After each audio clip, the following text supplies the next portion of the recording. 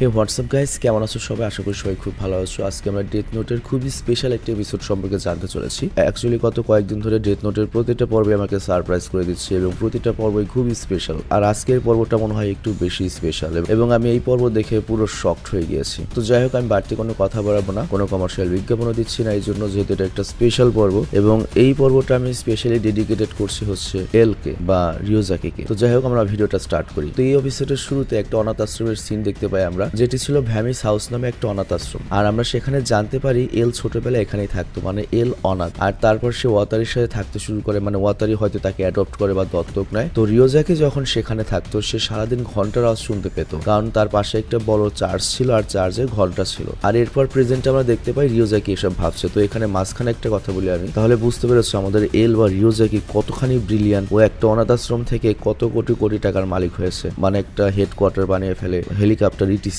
তো যাই হোক, এরপর আমাদের হেডকোয়ার্টারের সিন দেখানো হয় যেখানে এল করে কি ওয়াতারির কাছে আসে। আর ওয়াতারি তখন জিজ্ঞেস করে কি হয়েছে, কিন্তু আমাদের এল বা রিওজাকি কিছুই বলে না। ও শুধুমাত্র ডেথ নোটটাই দেখছিল এবং সেখানে একটা পেজ ছেঁড়া ছিল। আর এটা ছিল সেই পেজ যে পেজটা ছিঁড়ে র্যাম মেশাকে টাচ করে সব মনে করিয়ে দিয়েছিল। তো এল তখন বলে এই নোটবুকের একটা পেজ কেন ছেঁড়া থাকবে? আর র্যামকে জিজ্ঞেস করে র্যাম তোমার কি মনে হয় যদি কেউ ডেথ নোটের ছেঁড়া পেজে কারো নাম লেখে তবুও কি ডেথ নোট সেভাবেই কাজ করবে? র্যাম বলে আমি জানি না, আমি এটা কখনো এভাবে ইউজ করে দেখিনি। মানে র্যাম তো জানোই ও কখনোই মুখ দিয়ে সত্যি কথা বলবে না। আর এরপর এল জিজ্ঞেস করে তোমাদের মতো সিনিগামীরা কি খায়, তোমরা কি শেপ খাও? র্যাম বলে না, আমি খাই না। আর সিনিগামীদের ইন্টারনাল অর্গান যেগুলো থাকে সেগুলো সব গলে গিয়েছে, মানে কিডনি লিভার এগুলো সব গলা, মানে ওরা ইভলভ হয়ে গিয়েছে। ইভলভ বলতে বুঝিয়েছে হয়তো মনে করো আফটার লাইফের আর কি একটা ব্যাপার, আত্মার মতো। তো এই জন্য আমাদের খাওয়া দাওয়ার প্রয়োজন পড়ে না। আর এরপরের সময় দেখতে পাই এল লাইটকে বলে লাইট তোমার নিশ্চয়ই মনে আছে তুমি মুক্ত হয়ে গিয়েছো, তো এই জন্য তোমাকে এখন আর হেডকোয়ার্টারে থাকার প্রয়োজন নেই, তুমি যে কোনো জায়গায় যেতে পারো। আর মিশা দেখা করতে আসলে তুমি শুধুমাত্র ওর সাথে কথা বলে ওকে আবার ফিরিয়ে দাও, কিন্তু আমার মনে হয় তুমি তোমার এখন প্রেমের লাইফ আবার শুরু করতে পারো। লাইট বলে আমরা তো এখনো কিরা কেস সলভ করিনি, আর আমার এমনিতে এখন প্রেম প্রীতি করার মুড নাই। তুমি কি বলতে চাও আমি এখানে থাকলে তোমার কি কোনো সমস্যা? রিওজাকি বলে না, একদমই না। আর এখানে রিওজাকি লাইটের দিকে তাকিয়েই থাকে, লাইটও রিওজাকির দিকে তাকিয়ে থাকে। আর এরপর মিশা লাইটের সাথে আবার দেখা করতে আসে, আর সে লাইটের সাথে 2 মিনিট কথা বলে আবারও সেখান থেকে চলে যায়। আর এরপর আমরা দেখতে পাই মিশা রেডি হচ্ছে। আর ফ্ল্যাশব্যাকে দেখানো হয়, মানে মিশার কল্পনায় লাইট মিশাকে বলছে এখন থেকে আমি আর কোনো ক্রিমিনাল মারতে পারবো না, কারণ আমি এলের ওখানে থাকবো। তো মিশা তুমি আমার হয়ে এই কাজটা করবে, তুমি আবার ক্রিমিনালদের মারা শুরু করো এবং আমরা দুজনে মিলে একসাথে নতুন একটা দুনিয়া বানাবো। তো সেই হিসেবে মিশা করে কি অনবরত নিউজ ব্রডকাস্ট দেখে এবং ক্রিমিনালদের মারা শুরু করে। কিন্তু এখানে আমরা দেখতে পাই মিশাও তার জীবনে খুব একটা হ্যাপি ছিল না, তার লাইফের আর কোনো উদ্দেশ্য ছিল না। সেভাবে আমি এখন কি করব? আর তোমরা তো জানোই মিশার লাইফ আছে আর কয়দিন, ও 2বার ওর অর্ধেক জীবন দিয়ে দিয়েছে। মানে লাইটকে এত ভালোবাসে যে লাইটের জন্য মনে করো কি বলবো নিজের জীবনেরই 12টা বাজিয়ে দিয়েছে। আর এরপর আমাদের হেডকোয়ার্টারের সিন দেখানো হয়। চিফ বলে তুমি কি দেখেছো ক্রিমিনাল আবার মরতে শুরু করেছে? তো আইজাবা তখন বলে এর মানে নতুন আবার কোনো কিরা এসেছে? তো মনসুরা তখন বিরক্ত হয়েছে এবং বলে এগুলো কি চলছে? রিওজাকে তখন মনে মনে বলে মানে এল সত্যি আবার নতুন কিরা চলে এসেছে, এটা কি হচ্ছে? র্যামও মনে মনে ভাবে এটা কি হচ্ছে, নিশ্চয়ই মিশাই কাজগুলো করছে। আর রিওজাকে তখন বলে এই ক্রিমিনালরা তখনই মারা শুরু করেছে যখন আমি মিশাকে মুক্ত করে দিয়েছি, মিশা এখান থেকে চলে গিয়েছে, তাই না? লাইট বলে রিওজাকি তুমি এখনো মিশার পেছনে পড়ে রয়েছে, মিশা এসবের মধ্যে নেই। তুমি বলতে পারো হিগুচির মৃত্যুর পর থেকে এগুলো শুরু হয়েছে, হয়তো কিরার শক্তিটা অন্য কোনো লোকের কাছে গিয়েছে।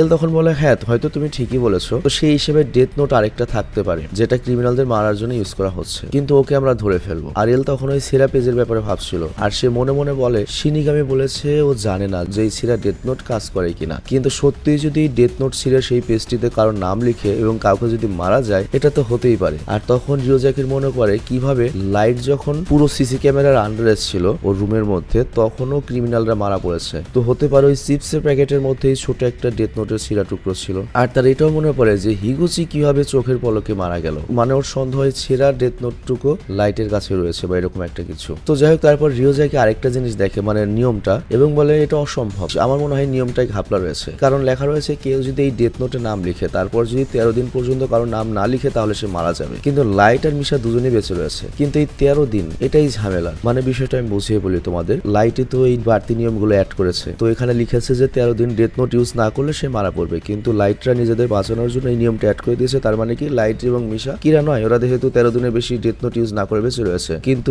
এলেরও সন্দেহ এটাই যে এই নিয়মটা হয়তো 2 নম্বর বা এটা কাজ করবে না। তো এটার পরে লাইট বলে এল ডেথ নোট যে ইউজ করেছে আমরা যদি তাকে ধরে ফেলি আমরা কি তার উপর সিরিয়াল কিলারের চার্জ জাগাতে পারবো? মনসুরা বলে হ্যাঁ অবশ্যই, কারণ সে ইচ্ছে করে ডেথ নোটে নাম লিখেছে এবং সে জানে ওই লোকটি মারা যাবে, সেই ইন্টেনশনালি এটা করেছে। যদিও আমরা ডেথ নোটের ব্যাপারে সাধারণ মানুষকে কিছু বলবো না, কিন্তু তাকে তো আমাদের মারতেই হবে। তো র্যাম এটা শুনে শুনে অবাক হয়ে যায়। আর ওদিকে ওরা বলে মারা ভালো ব্যাপার নয়, তবে তারপরেও সুপিরিয়ররা এটাই চাইবে, এখানে আমরা কিছু করতে পারবো না, এবং যদি ডেথ নোট ইউজকারী ধরা পড়ে তার মৃত্যুদণ্ড হবে, না হলে অ্যাটলিস্ট সারা জীবন জেলে থাকবে, এরকম একটা কিছু হবে। আর র্যাম তখন মনে মনে ভাবে লাইট ইয়াগামি তুমি কি ভাবছো? তো র্যাম এখানে সবকিছু বুঝে যায় যে লাইট এখানে কি চাল চেলেছে। র্যাম বলে সত্যি? তাহলে এই ব্যাপার, তুমি সত্যি অনেক স্বার্থপর বাজে একটা লোক লাইট ইয়াগামি। তো এখানে লাইট যেটা করেছে, লাইট ইচ্ছা করে মিশাকে দিয়ে ডেথ নোটটা আবার কাজ শুরু করিয়েছে, যাতে সন্দেহ মিশার উপরেই যায় এবং মিশাকেই ধরতে সবাই যাবে, কারণ বুঝতেই পারছি এল তো অনেক চালাক, ও মিশাকেই ধরবে। আর তখন মিশাকে বাঁচানোর জন্য র্যাম মানে ওই শিনিগামি ও তো অবশ্যই এলকে মেরে ফেলবে। তো এই টেকনিকটাই লাইট খাটিয়েছে। আর র্যাম যদি মিশাকে বাঁচানোর জন্য এলকে মেরে ফেলে তাহলে র্যাম তো আর লাইটের কিছুই করতে পারবে না, কারণ তখন র্যাম তো নিজেই মরে যাবে। তো এই জন্য র্যাম এখানে বলে সেই হিসাবে এখন যদি আমি মিশাকে বাঁচাতে চাই তাহলে রিওজাকির আসল নাম আমার নিজের ডেথ নোটে লিখতে হবে, আর যদি আমি রিওজাকিকে মেরে ফেলি তখনই র্যামের মনে পড়ে ওই শিনিগামির কথা যে মিশাকে বাঁচানোর জন্য মারা গিয়েছিল। তো র্যাম মনে মনে বলে তার মানে আমিও মারা যাব, কিন্তু না, এতে একটা সুবিধা হবে, আমার লাইফ স্প্যানটা মিশার লাইফে চলে যাবে এবং মিশা যে দুইবার তার লাইফ স্প্যানটা হারিয়েছে সেটা আবার ঠিক হয়ে যাবে। আর লাইট শুরুতেই তাহলে এসব প্ল্যান করেছিল যাতে শেষমেশ লাভটা ওরই হয়। আর লাইট তখন র্যামের দিকে তাকিয়ে মনে মনে ভাবে তুমি এখন কি করবে র্যাম? আমি জানি তুমি একটা শিনিগামী, কিন্তু তারপরেও তুমি মিশার প্রতি তোমার ভালোবাসা লুকাতে পারবে না। আর এমনিতেও মিশার এখন তোমাকে বেশি প্রয়োজন, কারণ মিশার জীবন অলরেডি দুইবার অর্ধেক হয়ে গিয়েছে। তো আমার বিশ্বাস তুমি মিশার জন্য এতটুকু করবে। তো পুরো হেডকোয়ার্টারে অনেক নীরবতা, বাইরে শক্তিশালী বৃষ্টি হচ্ছিল। তো লাইট যখন ছাদে যায় সেখানেও দেখতে পায় রিওজাকি বৃষ্টিতে দাঁড়িয়ে রয়েছে। আর লাইট বলে তুমি এখানে দাঁড়িয়ে কি করছো? কিন্তু বৃষ্টির কারণে রিওজাকি কিছু শুনতে পায় না। আর তখন লাইট চিৎকার করে বলে তুমি দাঁড়িয়ে ওখানে কি করছো? তো রিওজাকি তখন অ্যাক্টিং করে যে সেখান থেকে সে কিছু শুনতে পাচ্ছে না। তো লাইট তখন বৃষ্টির মধ্যে রিওজাকির কাছে চলে আসে আর সে বলে তুমি কি চাইছো রিওজাকি? এসব কি করছো? লাইট বৃষ্টিতে ভিজছো কেন? রিওজাকি বা এল তখন বলে তেমন কিছুই না, আমি জাস্ট সকাল থেকে ঘন্টার আওয়াজ শুনতে পাচ্ছি। লাইট বলে ঘন্টা? কিসের ঘন্টা? রিওজাকি বলে হ্যাঁ, সকাল থেকে অনেক জোরে জোরে আমার কানে ঘন্টা বাজছে, যার কারণে আমি কোনো কিছু ভাবতেও পারছি না। আর লাইট তখন চারপাশে তাকিয়ে দেখে এবং সে কোনো ঘন্টার আওয়াজ শুনতে পায় না। তো এল তখন বলে তুমি সত্যি শুনতে পাচ্ছ না? কিন্তু সকাল থেকে আমি শুনতে পাচ্ছি। আমি ভাবছি আমার সাথে কেন এমন হচ্ছে, মনে হচ্ছে আমি কোনো চার্জে রয়েছি বা কোনো বিয়ের অনুষ্ঠানে রয়েছি। তো লাইট বলে এসব কথা ছাড়ো রিওজাকি, চলো ফিরে চলো। তো এল তখন বলে আমাকে ক্ষমা করো, আমি এমনিতেই অনেক বাজে কথা বলি তাই না? আমার কথা তুমি বিশ্বাস করো না তাই না? আর রিওজাকি কথা বলে দাঁড়িয়ে থাকে। লাইট বলে হ্যাঁ তুমি ঠিক বলেছো, তুমি যেসব কথা বলো সেসব কথার কোনো মানে নেই। আর আমি যদি সবসময় তোমার কথা সিরিয়াসলি নিতাম তাহলে এতদিন আমি শেষ হয়ে যেতাম বা আমার কাজ শেষ হয়ে যেত, আর এটা আমি ভালো মতোই জানি। আর তখন এল বলে হ্যাঁ এটা ঠিক কথা লাইট, কিন্তু এটা আমাদের দুজনের জন্য ঠিক। লাইট বলে তুমি কি বলতে চাচ্ছ? তখন রিওজাকি উল্টো প্রশ্ন করে তুমি আজ পর্যন্ত তোমার জীবনে কোনো সত্যি কথা বলেছো? তো এই কথা শুনে লাইট অবাক হয়ে যায়, তবে নিজেকে সামনে নিয়ে বলে এটা তুমি কি বলছো রিওজাকি? মানে হ্যাঁ, সব মানুষই তার জীবনে কখনো না কখনো মিথ্যা বলে, কোনো মানুষই পুরোপুরি পারফেক্ট হয় না, সবাই মিথ্যা বলে, কিন্তু আমি এই বিষয়টা খেয়াল রাখি যাতে আমার মিথ্যার কারণে অন্য কারোর ক্ষতি না হয়। চিন্তা করো লাইট শালা কত খারাপ। তো যাই হোক লাইট বলে এটাই আমার অ্যান্সার। আর রিওজাকি তখন বলে হ্যাঁ আমি ভেবেছিলাম তুমি এরকম কিছুই বলবে, কারণ তুমি অনেক বুদ্ধিমান, চলো ভেতরে যাই। তো এরপর তারা দুজনের ভেতরে চলে আসে। লাইট নিজেকে মুছছিল আর তখন রিওজাকি আসে আর রিওজাকি বলে আমি তোমাকে মুছতে সাহায্য করি। তো আমি বুঝলাম না ব্যাপারটা, রিওজাকি অজানা কারণে লাইটের পা মুছতে থাকে, কিন্তু লাইট বলে না না এটা কি করছে, এটা প্রয়োজন নেই। রিওজাকি বলে না কোনো সমস্যা নেই, ঠিক আছে। তো রিওজাকি লাইটের পা ধরে এবং পা মুছতে লাগে, কিন্তু তখন আর চুল থেকে লাইটের পায়ে পানি পড়তে থাকে আর লাইট তখন রিওজাকির মাথা মুছে দেয়। মানে এই দৃশ্যটার কোনো দরকার ছিল না আর কি, সিরিয়াসলি। মানে এখানে যে সিনটা দেখিয়েছে এটা কোনো কাহিনীর সাথে রিলেটেড না, কোনো কিছু না, পুরো সিরিজে এই সিনটুকের দরকারই ছিল না। তো যাই হোক এরপর দুজন বসেছিল আর তখনই রিওজাকির কল আসে আর রিওজাকি তখন বলে আচ্ছা ঠিক আছে আমি এখন আসছি। তো রিওজাকি তখন বলে চলো লাইট সবকিছু ঠিকভাবে হয়েছে। তো এরপর তারা দুজন হেডকোয়ার্টারে চলে আসে, যেখানে চিফ বলে রিওজাকি এসবের মানে কি, তুমি কি বলতে চাও? মনসুরা বলে হ্যাঁ এটা কি বলতে চাও? জানলাম তুমি অন্যান্য সব দেশ থেকে ডেথ নোট ইউজ করার পারমিশন পেয়ে গিয়েছো, এর মানে কি? রিওজাকি তখন সবার কথা ইগনোর করে বলে ওয়াতারি তুমি ভালো কাজ করেছো, তাহলে চলো নোটবুক ট্রান্সপোর্ট করার অ্যারেঞ্জমেন্ট করে দাও। তো লাইট তখন বলে রিওজাকি তুমি আসলে কি করতে চাচ্ছ? রিওজাকি তখন বলে বা এল বলে আমি এবার ডেথ নোট ইউজ করে দেখবো এবং কারো নাম লিখবো। তো সবাই তখন অবাক হয়ে যায়। আইজাবা বলে তুমি এটা কি করতে চলেছো? তুমি যেহেতু জানো এই ডেথ নোটটার শক্তি আসল, তো এটা আমাদের করা উচিত হবে না। মনসুরা বলে কার নাম লিখবে, কে নাম লিখবে? আর তুমি তো জানো একবার যদি এটার মধ্যে নাম লিখতে আমরা শুরু করি তাহলে প্রতি 13 দিনে আমাদের একবার করে নাম লিখতে হবে, কাউকে না কাউকে মারতে হবে, তা না হলে তো আমরা মারা পড়বো। তো রিওজাকি তখন বলে আমরা এমন একজন ক্রিমিনালকে দিয়ে এই ডেথ নোটের নাম লেখাবো যার এমনিতেও 13 দিনের মধ্যে মৃত্যুদণ্ডের সাজা রয়েছে, কিন্তু সে যদি 13 দিনের পরেও বেঁচে থাকে তাহলে তাকে আমরা সাধারণ ফাঁসি দিয়ে মেরে ফেলবো। তা কিন্তু এর ফলে আমাদের প্রমাণ হয়ে যাবে যে ডেথ নোটে যে রুলটা রয়েছে 13 দিনের সেটা সঠিক নয়। আর গাইস তোমরা বুঝতেই পারছো এখানে কি বোঝাতে যাচ্ছে, সন্দেহটা লাইটের দিকে আবারও আসবে। তো চিপ তখন বলে রিওজাকি এটা আমরা করতে পারবো না। রিওজাকি তখন চিৎকার করে বলে আর মাত্র কিছুক্ষণ, একবার যদি এটা ক্লিয়ার হয়ে যায় তাহলে পুরো কেস সলভ হয়ে গেল। মানে বিষয়টা বুঝতেই পারছো, লাইট এবং মিশাই যে কিরা এটা পুরোপুরি ক্লিয়ার হয়ে যাবে যে ডেথ নোটে মারার পরও 13 দিন পর পর যে মারতে হবে এটার কোনো রুল নেই। তো এই জন্য লাইট মিশা এখনো বেঁচে রয়েছে আর শুধুমাত্র এই 13 দিনের রুলের জন্যই কিন্তু লাইট মিশা বেঁচে গিয়েছিল। যাচ্ছিল। আর তখনই এখানে বিদ্যুৎ চমকায় আর র্যাম বুঝতে পেরে যায় তাকে কি করতে হবে। আর এখানে সবকিছু রেড কালার হয়ে যায়। আর ওরা সবাই ভাবে এটা কি হলো, সবকিছু ব্ল্যাক আউট হলো কিভাবে। আর ওদিকে র্যাম ওয়াতারির কাছে এসে তাকে মেরে ফেলে। মানে ওয়াতারির তখন হার্ট অ্যাটাক হয়। আর এদিকে স্ক্রিনে রিওজাকি বসেছিল আর সে বলে ওয়াতারি কি হয়েছে কি হয়েছে। তো ওয়াতারি তখন মরার আগে পুরো চেষ্টা করে কিবোর্ডে থাকা লাল বাটনটা টেপে দেয়। আর এর ফলে ওদের কম্পিউটারে যত ডাটা ছিল সব ডিলিট হয়ে যায় এবং ওয়াতারি এখানে মারা যায়। আর সবাই তখন ভাবে ডাটা ডিলিট হয়ে গেল। রিওজাকি তখন বলে আমি ওয়াতারিকে বলেছিলাম যদি ওর কিছু হয়ে যায় ও যেন সকল ইনফরমেশন ডিলিট করে দেয়। আইজোয়া বলে কিছু হয়ে যাবে মানে ওর কি হয়েছে, কি এমন হতে পারে। রিওজাকি তখন জিজ্ঞেস করে ওই শিনিগামি কোথায়। চিফ বলে হ্যাঁ ওর কথা তো আমরা ভাবিনি, ওকে কোথাও দেখা যাচ্ছে না। আর ওদিকে তখন র্যাম করে কি রিওজাকির নাম ডেথ নোটে লিখতে শুরু করে। আর এল এর অরিজিনাল নাম কি তোমরা জানো?